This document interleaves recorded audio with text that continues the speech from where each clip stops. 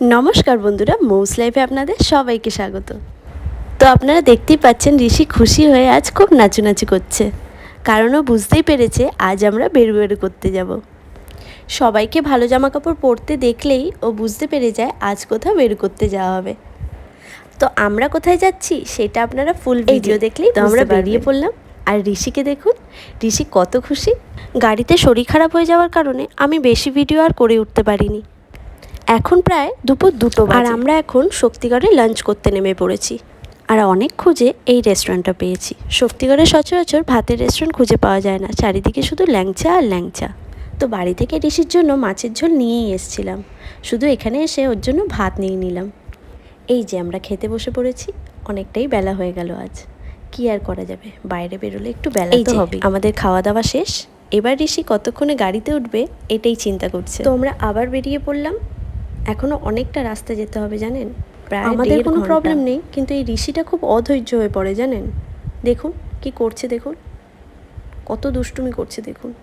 আমি তোকে গাড়িতে একদমই সামলাতে পারি না, তাই আমি শাশুড়িমাকেই এই দায়িত্বটা দিয়েছি যে তুমিই সামলাও। প্রায় 2-3 বছর আগের কথা বলছি। এই রাস্তার দুধারে জানেন গাছে পুরো ভর্তি ছিল। এখন রাস্তা হওয়ার কারণে সব কেটে ফেলা হয়েছে, কিন্তু রাস্তাটা অনেক চওড়া হয়ে গেছে। তবে গাছগুলোকে খুব মিস করি।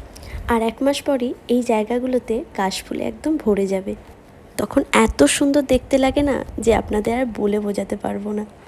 এই যে আমরা এখন দুর্গাপুর চলে এলাম। আসলে দুর্গাপুরে আমাদের নিজেদের ফ্ল্যাট আছে।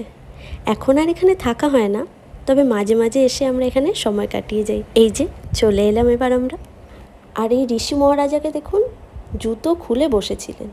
সারাদিন সারাক্ষণ গাড়িতে দুষ্টুমি করে আস্তে আস্তে ও জুতোটাই পরতে ভুলে গেছে। গাড়ি থেকে সব লাগেজগুলো নামিয়ে দিচ্ছে। আসলে সব লাগেজ নামিয়ে ও আবার গাড়িটাকে পার্কিংয়ে রাখতে যাবে। পার্কিংটা একটু দূরে থাকার কারণে আমরা এখানেই নেমে পড়লাম। আবার না হলে লাগেজগুলোকে বয়ে বয়ে আনতে হবে, ওই জন্য আমি বললাম এখানেই আমাদের নামিয়ে দাও। আর ঋষিকে দেখুন, এতক্ষণ পর গাড়ি থেকে নেবে ও যেন হাঁপ ছেড়ে বাঁচলো। এই যে এবার ছোটাছুটি স্টার্ট। এবার তাহলে ওপরে ওঠা যাক। এই যে আমরা এবার লিফটে উঠে পড়লাম। আমাদের ফ্ল্যাটটা 4th ফ্লোরে। এই যে চলে এলাম, আর এইটা হলো আমাদের ফ্ল্যাট। উফ কী যে শান্তি, এতক্ষণ জার্নি করে এসে এই ঘরটা দেখে যেন শান্তি লাগছে। আর সুবাদি আগে থেকে এসেই ঘরটা সাফাই করা চালু করে দিয়েছে। আসলে সুবাদির কাছেই আমাদের ফ্ল্যাটের চাবিটা। আর এই দেখুন, এইটা হলো আমাদের ব্যালকনির ভিউ। এখানে এলেই আমার মনটা ভরে যায়। আপনাদের কেমন লাগলো আমাদের ব্যালকনি ভিউটা অবশ্যই আমাকে কমেন্টে জানাবেন। চলুন আজকের মতন এতটাই, আবার দেখা হবে নেক্সট ব্লগে। ভালো থাকবেন, সুস্থ থাকবেন।